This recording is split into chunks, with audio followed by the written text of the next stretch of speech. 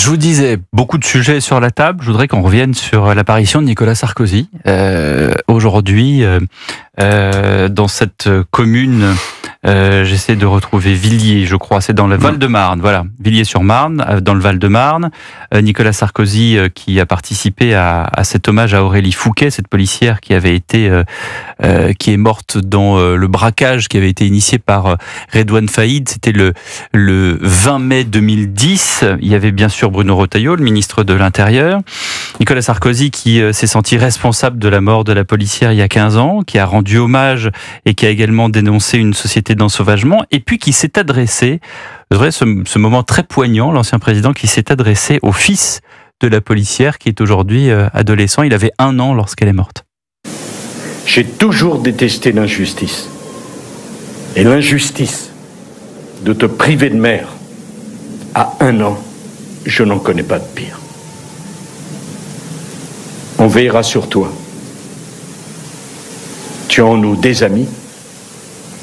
Et j'étais très heureux de partager ce moment avec un ministre d'État que j'apprécie et en qui je mets toute ma confiance, et un maire dont je suis tellement heureux que les demandes soient adressées à Bruno plutôt qu'à Nicolas.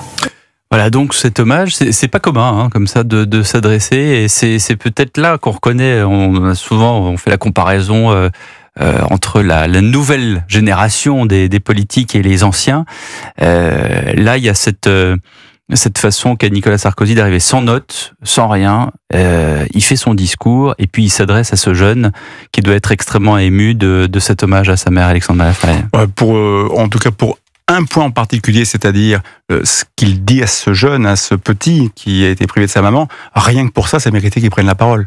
Et d'une certaine manière, en assumant cette part de l'histoire sombre, des décisions difficiles à prendre, des situations sur lesquelles il y a malheureusement des drames qui sont commis à cause de la raison de l'État, à cause du fonctionnement de l'État, et d'avoir fait ça aujourd'hui pour ce jeune, c'est très bien qu'il ait fait le choix de briser son engagement de je sors du jeu politique, je ne parle plus. C'est un peu différent. C'est pas de la politique, c'est le devoir mémoriel, et là-dessus, il peut prendre sa place.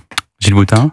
Ça brouille les grilles de lecture habituelles, je trouve, ce moment, parce que on pourrait penser que c'est très opportun comme moment. Bruno Retailleau vient d'être élu à la tête de LR, il est ministre de l'Intérieur, quoi de mieux que d'avoir le dernier président de la droite à la tête de la France, ainsi que ex-ministre de l'Intérieur. Enfin, tout était aligné dans un moment parfait. Et là, c'est disruptif, puisqu'il s'adresse au fils. Voilà. Oui, et quand on voit sa manière de s'exprimer, c'est poignant. Je pense qu'il y a une véritable sincérité de la part de Nicolas Sarkozy, qui, dans un certain nombre de moments, a eu des contacts vraiment d'ordre quasi charnel avec des Français, ou en tout cas qui a vraiment mis de sa personne dans des situations. On se souvient de Human Bomb, on se souvient que bien sûr que ça a joué pour son image politique, mais je pense qu'il y a sur le moment un investissement humain très fort. De temps en temps, je crois qu'on peut croire en la sincérité d'un homme politique, d'autant que cet hommage, il était programmé avant que Bruno Retailleau n'arrive à la tête des Républicains. Et en plus, ça lui sert à rien. Enfin, politiquement. Oui. Bon, en tout cas, on reconnaît bien là